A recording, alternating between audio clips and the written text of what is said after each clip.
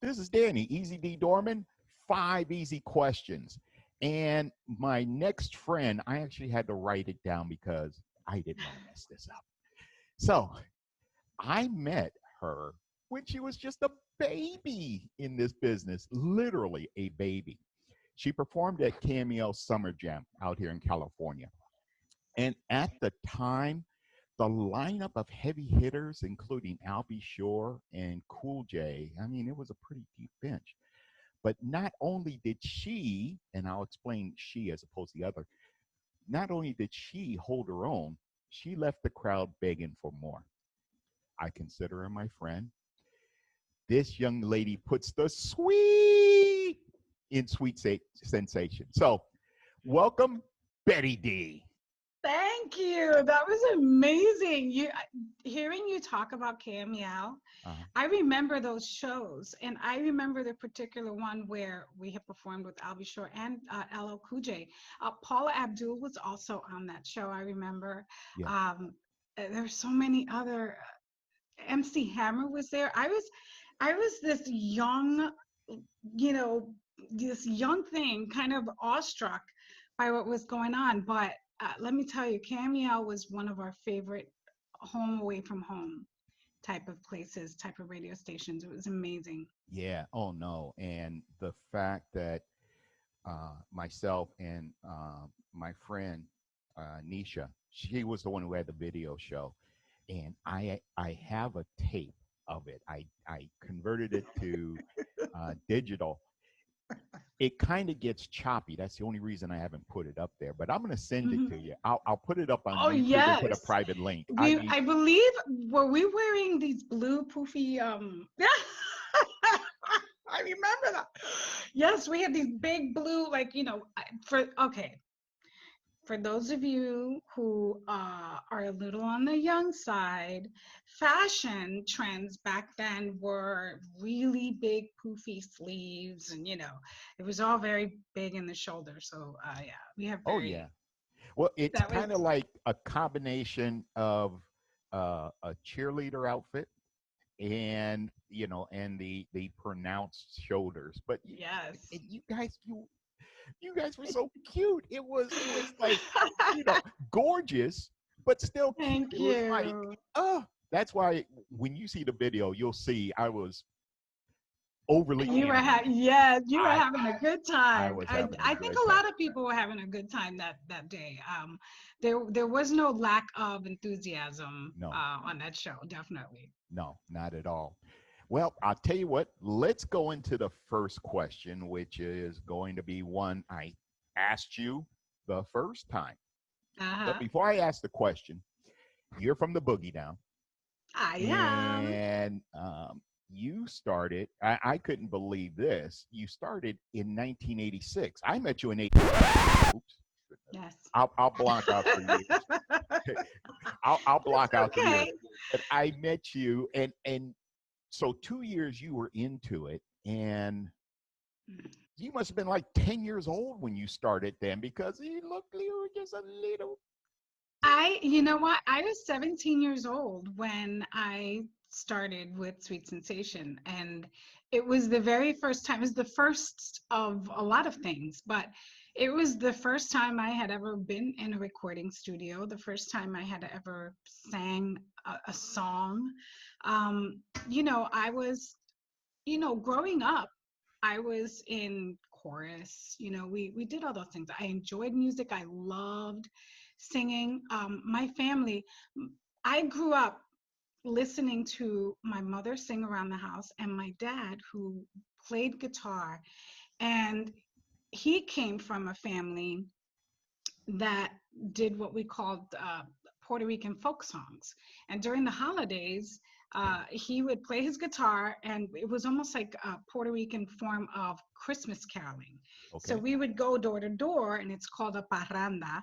And I was always, with my dad and with my mom, and we would sing all these, you know, Spanish folk songs and be at the door. So I grew up kind of singing with my dad, with my mom, with my brothers, and we were very much a musical family. Right. And so, despite that, I never thought I was going to be a singer or be in a group or, tour around the world. It kind of happened.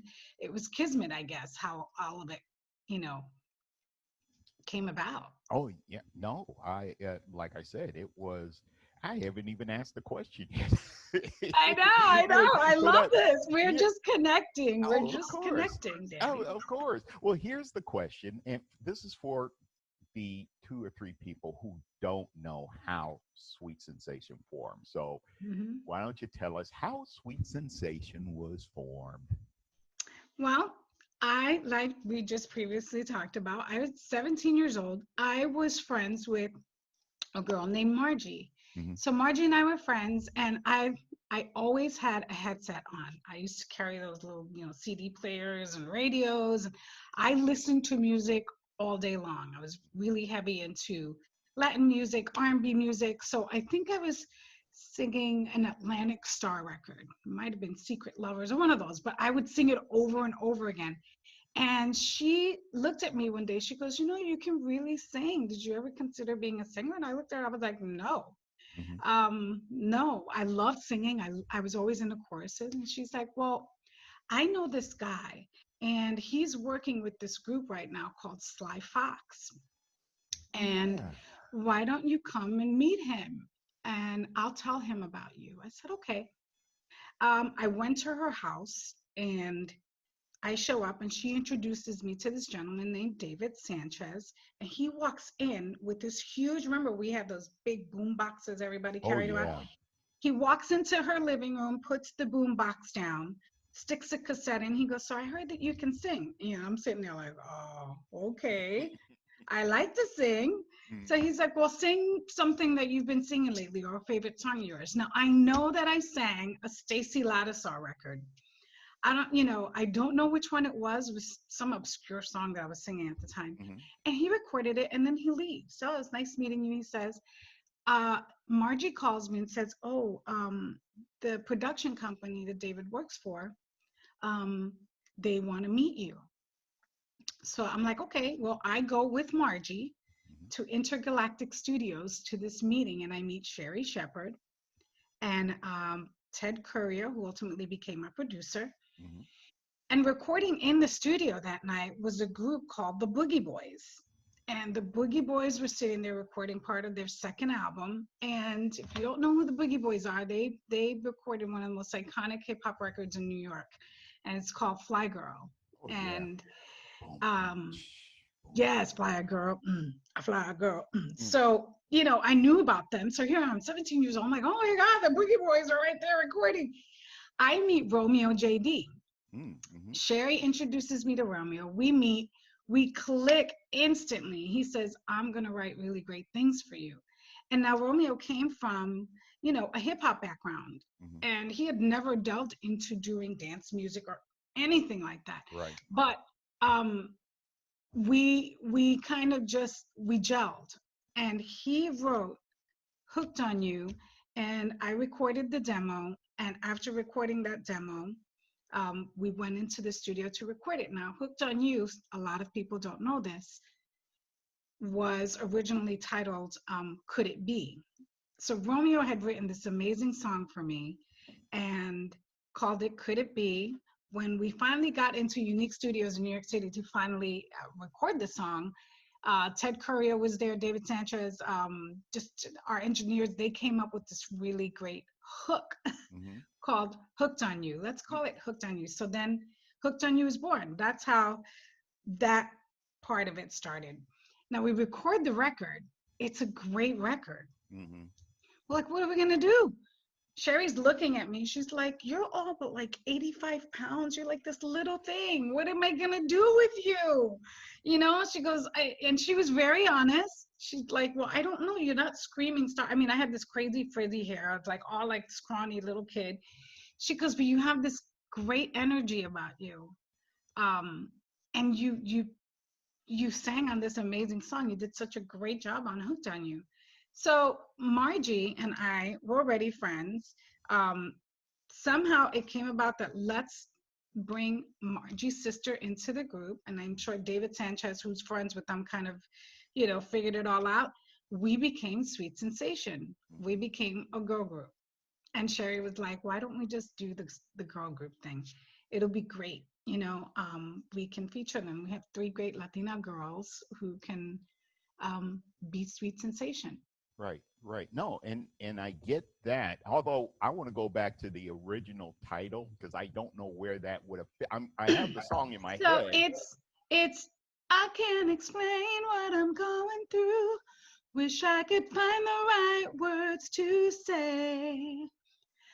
Losing control and it's over you.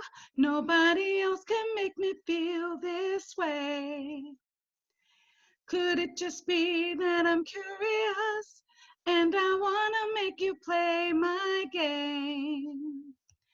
But something tells me that it's serious because I go insane when I hear your name. Could it be that this time love has taken me like I've taken all the rest? Could it be that this time love has made me see that you're the best? Right? Wait, I think I lost you. Unbelievable! Come on!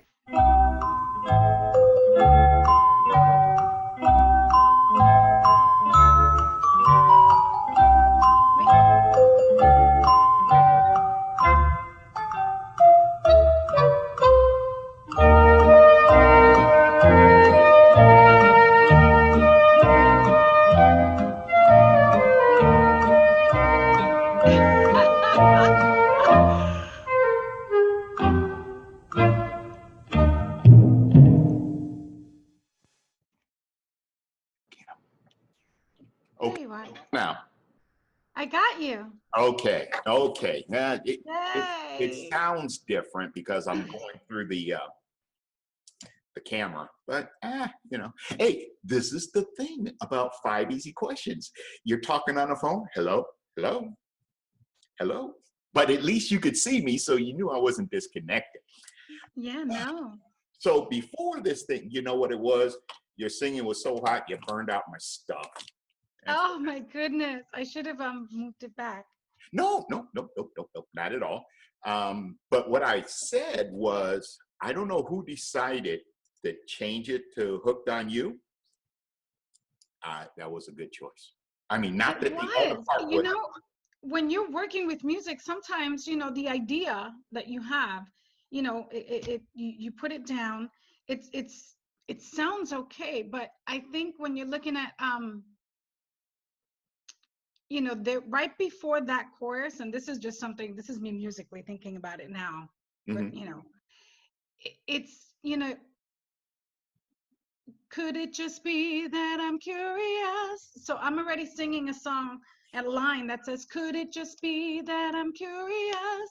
And then the chorus is, could it be that this time, love? It's a little, redundant. Right. So, coming in with that great hook sealed the deal for that song. Oh, yeah. It definitely sealed the deal. And I love the song from the moment the first 3 words were written. Yeah. No, it was, like I said, it's a classic. It's one of the all-time classics, and it was wow. Oh, and by the way, that little acapella I made, play with that, lay down your instrumental and put that little part in there. And then they'll go, wait a minute, I got a B-side. But yeah. Okay, so let's go to question number 2. I'm going to name off your hits off of your single. Victim of Love, Take It While It's Hot, Never Let You Go, which I checked it out. You reached #1 on the US dance charts with that. Yes, Never Let You Go. Sincerely Yours, and then of course Hooked on You, or whatever that other title was before you changed it. Mm-hmm. I say that to say this. You have generations of fans, and you communicate with each and every one of them, at least through Facebook. And these songs, the reason I put these songs down is because that's how you and the girls are remembered. And we're talking about generations later. You have Gen Z or whatever the generation snowflake. X, Y, and Z. Yeah, exactly. But they, they're still grooving to you and your song. And you reach out to them or you communicate with them. So how does it feel to have that much love? It's humbling.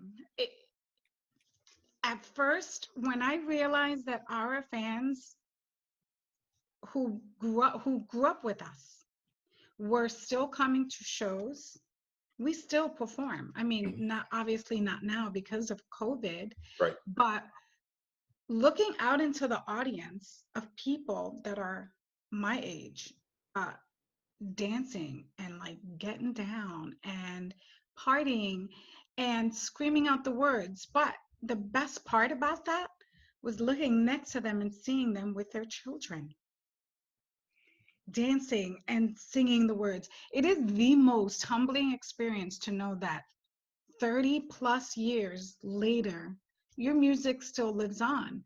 And then wait, you forgot two songs there. Off of your single, I mean, off that original LP? That first, no, we'll go into the second LP Okay. after. But yes, Hooked on You during a show, they come after the show and they meet us backstage, and the parents are like, "This is my daughter." And the first words out of her mouth are, "I grew up listening to freestyle music because my mom listened to it every day.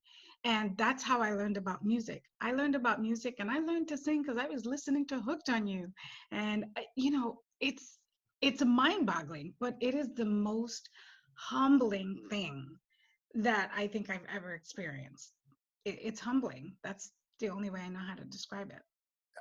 I don't know if there is another word because you actually bring up something I had thought of but forgot to write it down. And that was you ladies, even a little bit more so, and Angela or Angel, don't get mad at me, the cover girls. Yes. You're more so than the cover girls because they came out earlier. But you, I feel, Sweet Sensation was that bridge between what was more of what did they call it back then? Just dance music, but that transition into what is now Mhm. freestyle.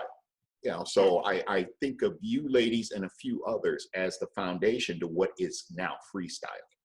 And yeah, think about it. I see your eyes up in the air. I know. I'm thinking. I have something to add to that. Go ahead. So freestyle music. If you come to New York, there are some like songs that you hear that people will say, "Oh, that is the freestyle anthem." To be completely honest, we were never really considered part of that freestyle community in the beginning. When Hooked on You was first released, here's a crazy thing. It was released on a radio station in New York City called WBLS and KISS FM. These are all urban radio stations. Right. So Hooked on You was playing on rotation at KISS. That's, I heard it the first time, I remember, on a college station that was an R&B college station. Right. So when Sweet Sensation, Cover Girls had already been out and they had the song Show Me. Right. So this sound, this freestyle Latin hip hop sound, they were calling it, Right. out. I mean, it was doing crazy stuff. You had TKA with the song called One Way Love. You had Cover Girls with Show Me. Let's see, Niobe with Please Don't Go. It was a very disco dance inspired, kind of song. They consider that like early freestyle. Right. And well, that's why I throw you in the mix, Stevie B, Mm-hmm. Trenier. It evolved. Yes. It evolved. But that's where, and that was my point. You were on urban radio at that time. Mm-hmm. And that's where around that time, there was that separation of what became the different form of hip hop. Yes. You know, whether it was Yeah. New Jack or reality, gangster, whatever. But Yes. you guys were transitioning because, like I said, you started in urban radio, but then as Believe time that? progressed, you know, you went beyond, and that's why when you go back and you look at the names I just mentioned, and you mentioned, that is the foundation, and that is, I think that's one of the reasons why when you talk about, you know, you have parents and their kids Yeah. growing up and listening, and I listen to freestyle today, and freestyle today is like hip hop today. It has evolved from what it once was, and I guess it's a Absolutely. generational thing. Yeah. But at its core, yeah, sweet sensation. You know what? I have to say that being born and raised in New York and then experiencing the love that we felt in California was, we can't tell you enough. I mean, we used to say it when we were on interviews Mhm. at the radio station. California was the first market to completely and totally embrace Sweet Sensation. It was our very first show outside of New York. Florida and New York were the two markets that kind of, they picked that song, they picked it up, and they ran with it. It was on fire.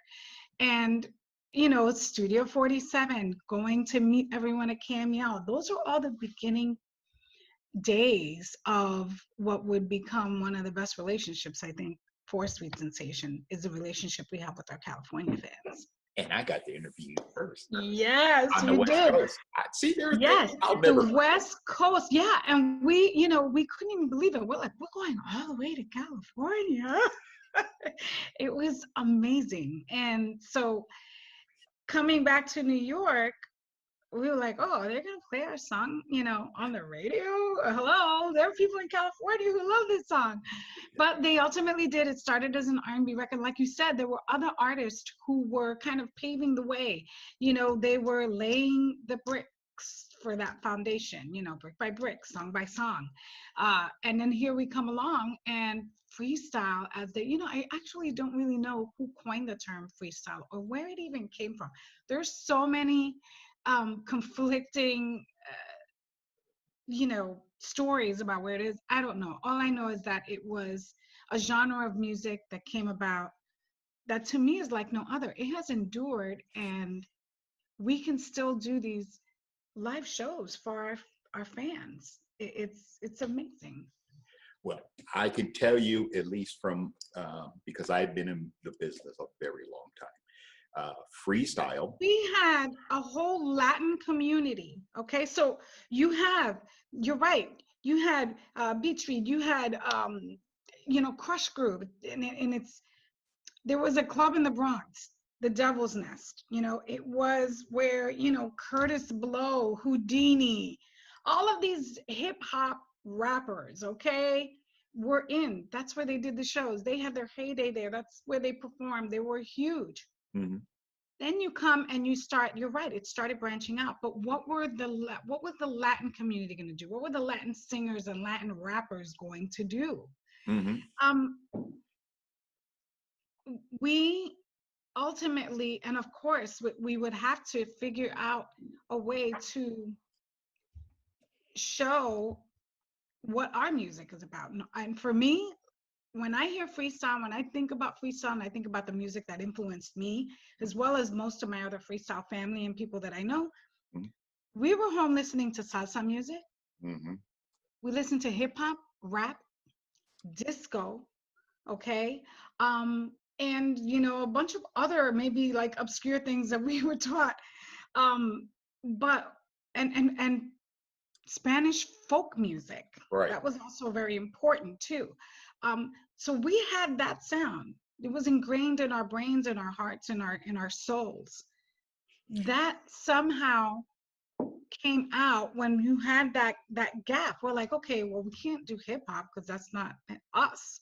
we're not doing disco, even though disco was kind of gone by then. By the time Right. the early 80s came, it had, gone into rap music, and hip hop was very, very strong at the time. Right. And R&B was also hugely influenced. It was a huge influence for us, during the 80s, between 80 and like maybe 85. I remember listening to Luther Vandross and Star Point and Climax, and that's what was ingrained in our brains at the time. Right. And then you listened at the same time to Hector Lavoe and Fania All Stars and Willie Colon and Celia Cruz. So imagine that. Of course, that's going to come out. Eventually, we would have our own. Oh yeah. Oh, it was inevitable. Oh yeah. And Fania, oh man, let me tell you, I there was a club in the city, Latin club. Latin Quarter. That's where we had our first show. Sweet Sensation's very first show ever in all time was at the Latin Quarter. Oh man. Okay. Wow. Woo. On a hip hop night. On a hip hop, well, like I said, it was still in that transition phase. Yes. And boy, I'm gonna have to do a lot of editing on this because look at how far I still got 3 questions to go. Questions, yeah. But see, that's the beauty of this is that this is good. This is no problem. I love talking to you. This is so much fun. You get to hear a little bit about what's going on in our history. Exactly. Well, now speaking of history, here goes question 3. Tell us 5 things about Betty D that have nothing to do with Sweet Sensation. 5 things. Okay. About myself? Yes. Oh, okay. I am an amazing DIY person. Oh. I can build stuff. I can put up electrical things. I know how to do plumbing. I actually have installed bathrooms in my home and, electric and new lamps and just everything. I'm very, very, very handy. I'm extremely handy, actually. Okay. And my freestyle friends call me Martita Stewart because okay. I love crafts and DIY and, whatever needs to be done. I'm like, I'll do it. I got it. I guess it's the creative side of me that I'm constantly looking to, make things and build things. And yeah, I love when furniture comes in because I'm like, I'll do it. Oh. I'm one of those read the instructions first, sit down. I actually take it very seriously, but yes, I'm a DIY person. Okay. I am an amazing gardener. I love to garden and I grow veggies.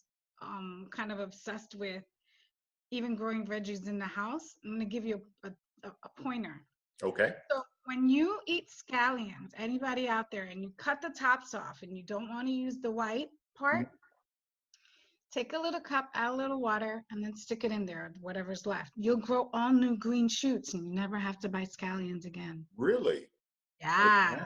Ah, okay. That I taught my friend that. We were cooking together, and no lie, she took all the green, she was making some potato salad, and she cuts all the green tops, chops them, puts them in the salad, proceeds to take this whole bunch of scallions and throw them in the garbage.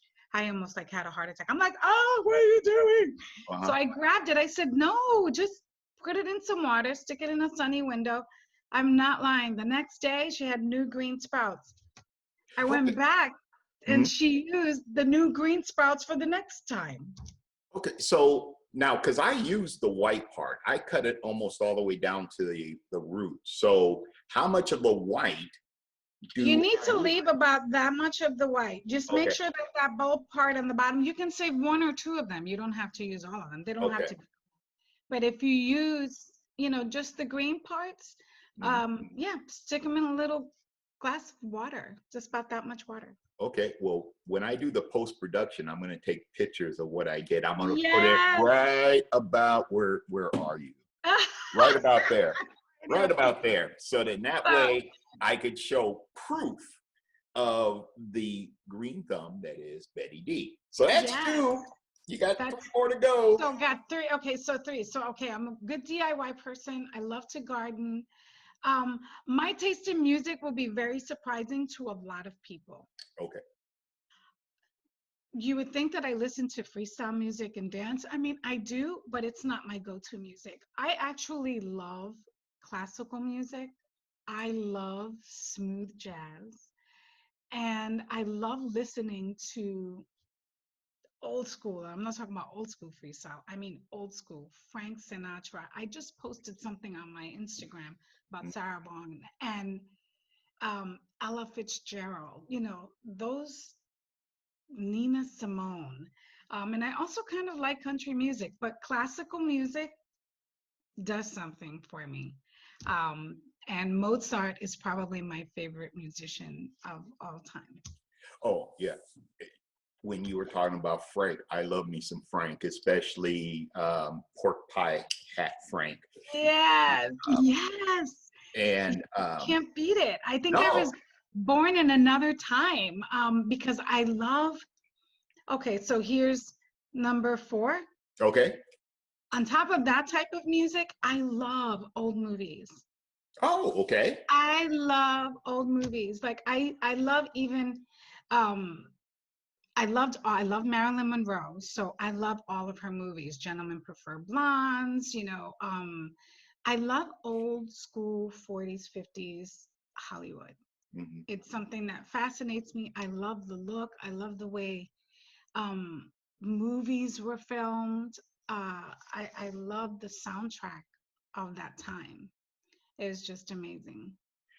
So I'm kind of a retro kind of girl. Oh, no. Believe me, we share so much in common. I started watching Westerns. Oh, yes! And it's so, and I'm talking about, you know, the Audie Murphy way the heck back there, where today they couldn't make it because it is so politically insensitive. Mm-hmm. But no, but it's and don't even get me started on that. But, I know we could go on a whole tangent on that. Yeah, that's a whole separate 5 easy questions. But Mm-hmm. I started watching them, and I'll wind up going through the channels, and I'll go, oh, and then shows like Gunsmoke and Bonanza, old Bonanza, not new, color Bonanza. Not new. Yeah, black and white. And I saw, it drives my wife crazy, but I saw Charlie Chaplin. They played one recently, and I think it was like one of the last of the silent films. But I'm watching that, and I'm thinking, especially Charlie Chaplin, doing his own stunts, and you know the stuff he was doing. It's remarkable, and you know that's a piece of history. Like that I wish I can impart and just show people, because his physical ability to be able to do what he did. Mm-hmm. And what's crazy is that people don't understand the power of silent film. You know, we talk about actors and musicians or anything like that, but the power that you have to evoke that type of emotion and emote that way without making a single sound so that people can understand what you're saying and what you're doing is very, very powerful. That was talent. I you know, not taking away from what's happening now. No. I still love watching my movies. I'm very entertained, but that was I realized that as an adult, I'm like, that is some powerful stuff right there, that they can do that. I don't know why I went down that rabbit hole, but hey, what the heck? That's what. Well, that's okay. I'm listening. Yeah. Hey, oh, I have to sneeze. Okay. Oh, I'm trying not to sneeze, so I'm like. Oh, because here's what I see. I'm listening. Come on. And wait, I need to get a tissue. Hold on. Go get a tissue. I'll cut this out.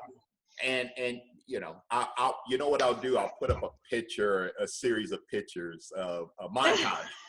So then that way they won't know What's happening? That I'm What's picking happening? my nose? Like, oh, Not by the way. well, hey, that's the thing. You never that's the thing about just spontaneous talking. You It never is know what a very, person's gonna you do. never know. Hey, but you never gave me the fifth thing. So, okay, so then old movies. Okay, so we have old movies and uh okay, I'm gonna say it. Go So ahead. if you're really, really good friends with me, I curse like a sailor. Unbelievable. Really? Really? I have moments in my life where I go on rants, and if I don't, I will not curse in front of anyone. I'm actually very well mannered, but I'm a very patient person until I get very, very upset, and then I don't know what happens. The other one comes out, and she comes out very rarely. But The yeah, boogie down comes out. I didn't want to say it. You said it. I, But there's this girl from the Bronx, and it's funny. I'm going to tell you a funny story. I was having a discussion um, with my husband at the time, Mhm. and we, I, I very rarely get mad. My friends will tell you I very rarely get angry like crazy. That's a rare thing. Comes every 10 years maybe. But we were having a conversation, and I was getting very heated. And I got so mad.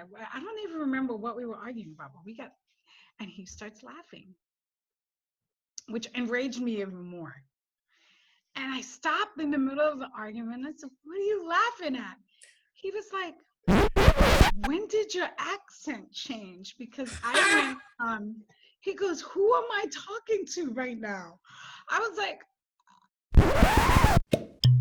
he said, he goes, "You sound like," he imitated me. He was like, Wait a minute, come on. Unbelievable. was straight out of the Bronx come out. Like, he goes, "I don't know where she came from, but she was here in the argument with me." I was like, I said, "I guess my New York Bronx comes out in full force." wow. Now well, when you started talking about cursing like a sailor, that surprised me. When you started talking That about, surprises a lot of people.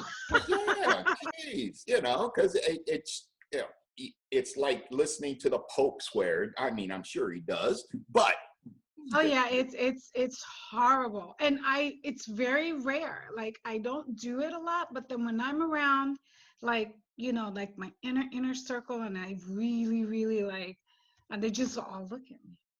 They're like, okay, so yeah, so you don't. Yeah. well, here's something I'm telling you in advance that I'm gonna do in post production.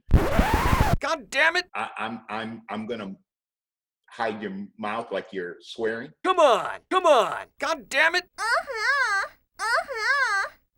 She's swearing like He a really sailor. does swear. She really does swear. Oh yeah. Oh, I'm gonna have fun with I this. think that's gonna be fun. Yeah. It's good. It's See, good. yeah, Hey, if there's anything about me, I love enjoying life. So, yes. yeah. Well, everyone knows that about me. Like, the thing that most people do know without a shadow of a doubt is that my mantra in life is be love. It's all about positivity, making sure that the people around you are supported, and they feel supported, and they feel love.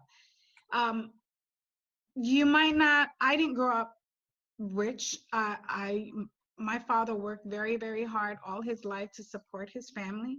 Mhm. So we grew up in a very humble household. So for me, the most important thing in my life is that I'm healthy, my family and friends are healthy, and that I have something to look forward to every day. And there's always something. It's not about a job or what you do or if you have money. I've never been a money motivated kind of individual. For me, Right. it's all about what feeds the soul. Right. So Okay. feed the soul. There it is. Now, I actually am going to change question 4 because I've noticed when I'm doing video conferencing, I love looking at the background because it gives me a sense of, Oh, don't write it down. who I am? Yeah, of who you are. That is me. Yeah, so I'm looking. Let me see. Where are you? You are right about there, and then there's a picture, and then love down here, and a little flower. So, so tell us That is about, me, right? But I didn't realize that. uh-huh. Well, I usually will do it in the kitchen, but my pantry door is always behind me. It's not the best looking aesthetic. So I'm like, oh, so I figured let me come to this little desk area that I have, and this is Right. kind of like a little corner of that I never really use. Yeah. But I remember I got that, and someone said to me, "Well, why do you want that?" I said, "Well, it's got the most important words in the whole world. Exactly. Like, why wouldn't I want to display that? It's beautiful." They're like, "Oh, it's just plain." I'm like, it's the furthest thing from plain that you can possibly imagine. It's plain for the misinformed. Exactly. Yeah. Exactly. Yeah. That is me in a nutshell. That is me up there. I look at it, I found that, and I said, that's me. Somehow I identified with that, butterflies and the freedom that you have. Yeah. Oh no, and like I said, when not even necessarily 5 easy questions, but watching, observing the background, you get a sense. Now, this is actually my second studio. My first studio, when you watched Cheryl, if you look at my background, that is really me, where, I did it in my kid's bedroom. Then he came home and tore it all apart, and I was like, okay, let me put it out somewhere other than there. And exactly. And I got around to finally cleaning my loft, and I said, okay, this isn't too bad. I can live with this. And then my little sports memorabilia. But that's why my fourth question was, now, how does your background reflect you, if anything? I mean, because it does reflect everyone. It's a reflection, no matter what you have. Even okay, ask me the question again, because I know that I was trying to clean my nose here. So okay. I'm happy. Don't worry. I'm still gonna put like beep beep beep beep beep beep beep, and I'll pretend like you were covering your mouth trying to get away with it. I may even put some real swear words in there, but it'll be like a deep male voice, so they won't really think it's you. That would be perfect. Yeah, that would be awesome. So here's the question again. Well, actually, this is going to be a 2-part question because I'm what listening. you mentioned before we started about, I hate the term, but women of a certain age. Right? And so, so I'm going to see, and I hope this isn't a total embarrassment for you. No, not at all. We'll find out. You haven't heard the question yet. Okay, why don't you stand up and give us a twirl? Okay, I'm going to stand up and give you a twirl. Any twirl? Wow! Wow! The fans are going to love me now. They're going to love me now. So now the second part of that question, because it has to do with your room, is okay. How does your room speak to you? My room is the epitome of everything that I believe in. I always have flowers in my home. I believe that like I said in my other question, I love gardening. I love flowers. I don't think that, some women feel like, oh, men should get them flowers, and I find it very romantic. I've always loved flowers. I think they have a beauty, and I always picked my own flowers. So I got used to that. And I love the idea of looking at beauty when I wake up. It's not about my beauty. It's just seeing that. And for me, love embodies everything that I believe in. It's love of yourself, love of your family, love of others, love of people that you don't know, love of your soul, and connecting with other souls that are like-minded. For me, love is everything.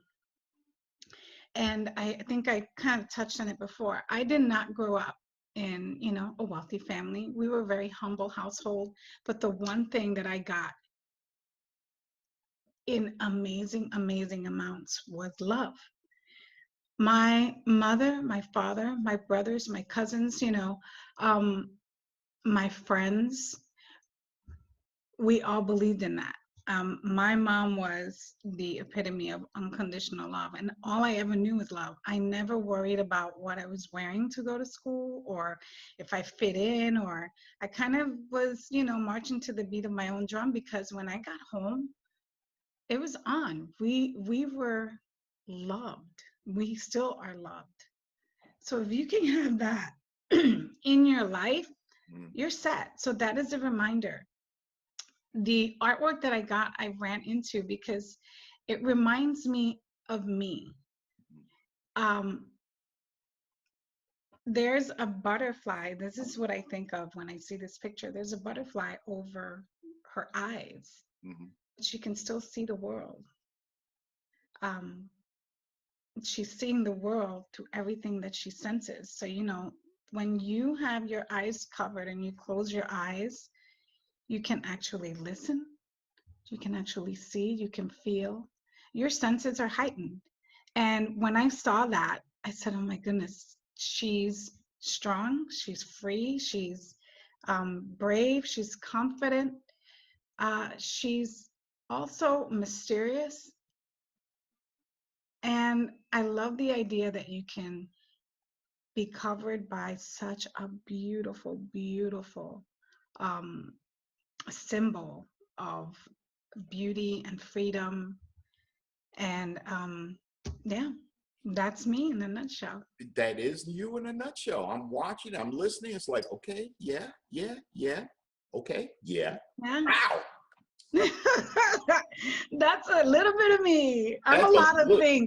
Well, Well, I'll tell you what, the girls in my, Janae and Belle, Janae has a saying, and I know everyone's kind of, so I want to just give them a shout out. I missed you girls, my Belle and my Janae. I missed you guys so much. I can't wait for us to be back on stage together. But Janae those girls are my heart. And so when you go on stage and you perform with someone, the energy that you feel with each other and that you feed off with each other, that's so important. And she always says, Betty, you're like all things. And I'm like, yeah, but why be one thing? True. Why can't you be all things? I think we have the freedom to be however we want to be. On days you don't feel like you are so giving of yourself emotionally or mentally. So on days, and that's okay. On days you feel like all you do is want to give. So it's okay to be all things. I think that's a message I like to convey to people. No, and going back to the ladies, that was actually going to be my fourth question, but I'm going to try and put this in a statement so that way I stick with the shtick. There was, you and the ladies were doing a Facebook Live. It was nighttime, you were outside, I believe it was, you may or may not have had a fire going on. Yes! It was our glamping okay. behind my house. Yes, it was in the backwoods of my house. Yes. And so I was going to turn into, I mean, it was going to be a question about you and the ladies and that closeness I saw a couple of years ago, and going to ask if that closeness is still going on today. So if you'd like to speak upon that, where it's not a question, I won't hate you. Let me tell you about my girls. A long time ago, well, I want to talk a bit about Sweet Sensation and how we evolved a little bit from where Sure. we were. So Sweet Sensation got together in '86. We recorded 2 albums, and then in 1988, Madi, who was one of the original members of the group, and Margie's sister left the group. Mhm. We actually auditioned people, and we got Sheila Vega to come into the group and replace Madi. Mhm. And we performed together with that lineup from '88 to '90. And then in 1990, Margie and Sheila both left the group. So there are some differences there. They were not happy. They decided to leave the group, but I was still part of Sweet Sensation, and we still had shows to do. We went on and did some auditions, and we got Janae, and that's how we found Janae Mhm. and Belle, who, after 27 years, are still with me today. So the fact that they were there with me from 1990 all the way to today, we're in 2020. And when I speak about love, there is nothing clearer to me to exemplify what love is, Mhm. especially love between women, Mhm. and support between women. There's nothing bigger and better than we have. So we're very close and we're like sisters, but you know what? I know I get a lot of questions online. I want to address this here. I get a lot of questions about why don't I get back with the original members? Why can't you do it for the fans? And why can't you just do it because your fans are so important? I realize that fans are very important. Uh, they are the most important. Sweet Sensation would not be here, would not um, have the success that we've had if it wasn't for the fans. Um, but at the time that those changes took place in our lineup, they were because they were meant to be, and they were meant to happen that way. I believe in a person's journey, our journey, how it happened. In no way am I ever going to say that Margie and Madi were not part of the original group. They are original members, and they will always be original members of Sweet Sensation. Mhm. But I'm also an original member, and I did sing all of the songs and all of the backgrounds. So I will never deny that they were part of the group, and Sheila was part of the group, and they have their own fans. I'm never going to say anything bad about them or say anything Right. bad about fans who want to be with them. Right. But I would not consider going back to something that didn't work then. And the second group, they wanted us to join with Margie. I still wouldn't consider. The bond that was formed between myself, Janae, and Belle, when we go on the stage and when I get on stage, it's something that for me cannot be broken. And I'm not trying to put fans second to them. No, they are not original members, Janae and Belle. No, they did not sing on the albums. We go and do shows, okay, with pre-recorded tracks of the background vocals. I'm very upfront and, transparent about that. Right.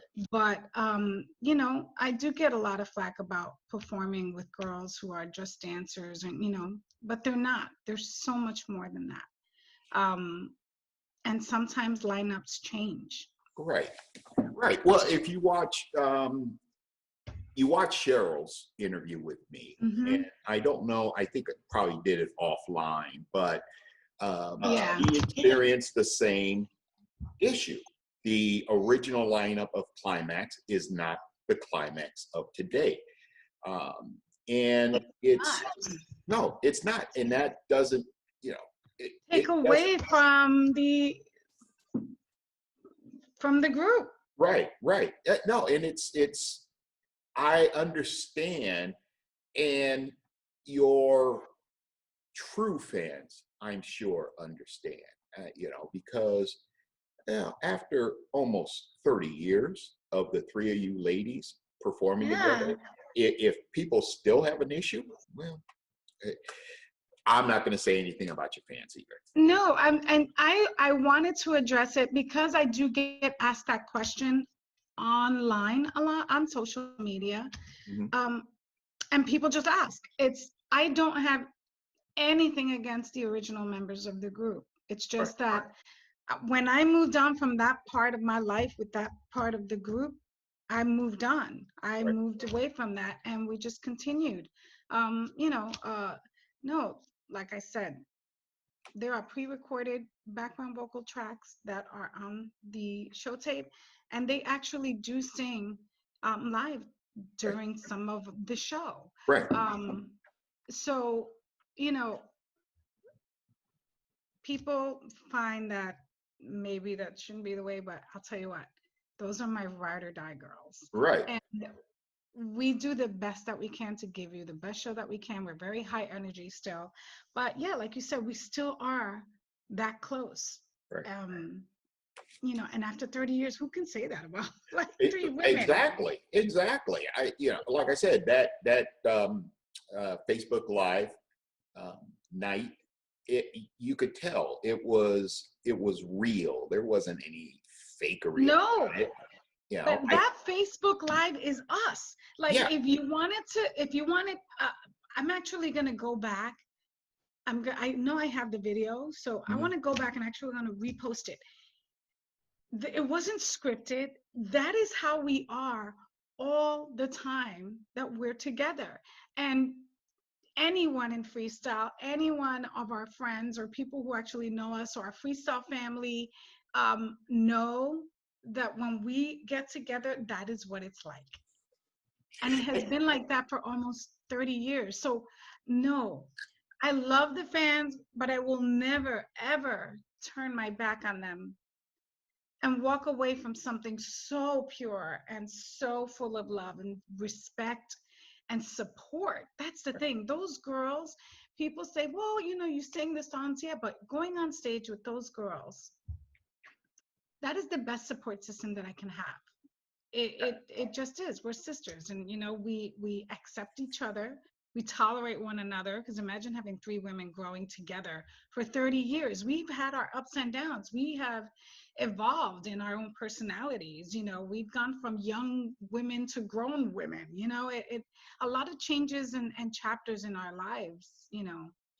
And you still have chapters to go. So that are left. Yeah. So, to be there through all of the chapters and you're still turning the page with these beautiful, beautiful and talented and amazing women.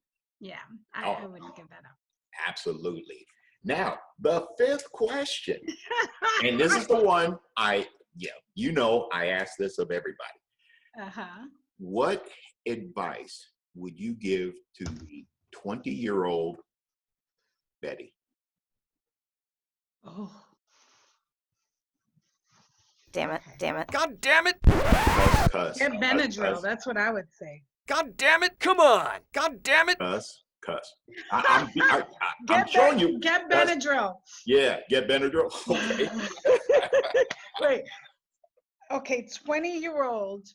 Okay, I'm looking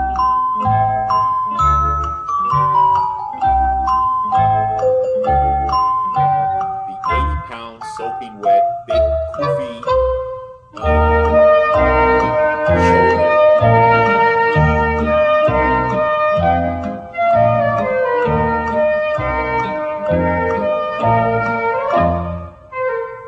This is probably the hardest of the 5 easy questions.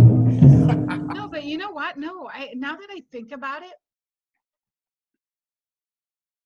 I would tell her to enjoy the ride. Enjoy the ride. And one of the things that maybe I would change, enjoy the ride, but keep your eyes open.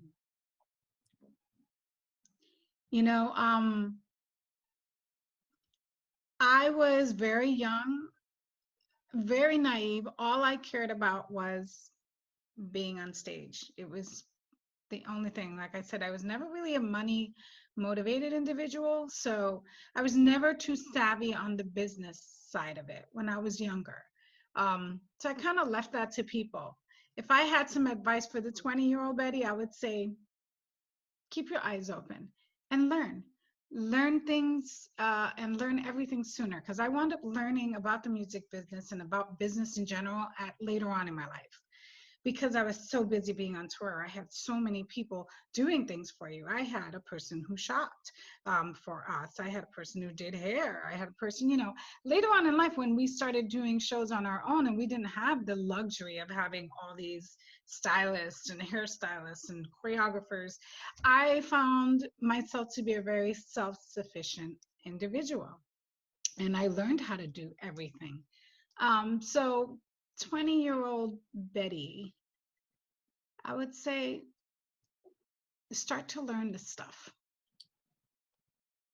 Pay attention and open your eyes and start learning about the stuff, because I think maybe that would have made a difference, or it would have changed things, or maybe the trajectory would have been different. I don't know, but I'm thinking that's what I would say now. Not that I would change a thing though, because my gosh. No, and believe me, I loved every minute of it.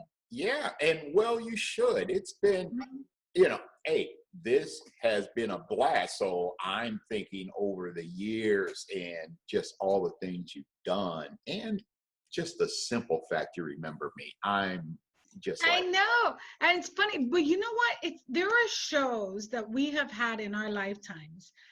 And I was very impressionable at that age. So being in that show,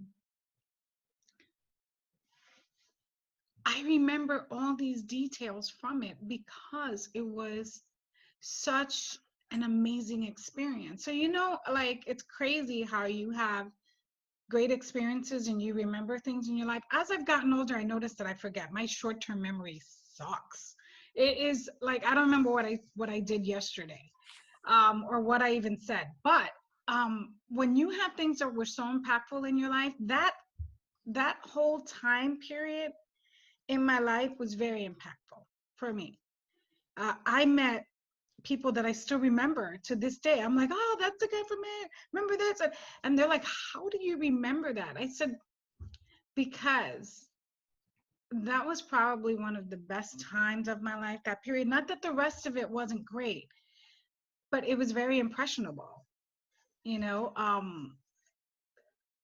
It was one of our favorite markets in the entire, of all the markets we've ever been to. West Coast has always, I remember things about San Jose, San Francisco, Oakland, Sacramento, all these shows that we did. How do you remember that stuff? I was like, because I think California made a huge impression on me when I was 18 years old, Mm-hmm. It And just did. You made a big impression on us at 18 years old with Puffy. And I appreciate that. That. Whew. Well, we're going to talk after I do my closing, but I got to close this thing, for those who want to watch the after hours one. There's an after party. Yeah, after party. We're going to have a COVID after party up in this piece. That's right. But I want to thank my friend Betty D. This has been a blast. This has been amazing. Remember, guys, love. Thank you. Yeah, I just don't know what to say other than, wow. This has been Danny Dorman. 5 easy questions. Peace.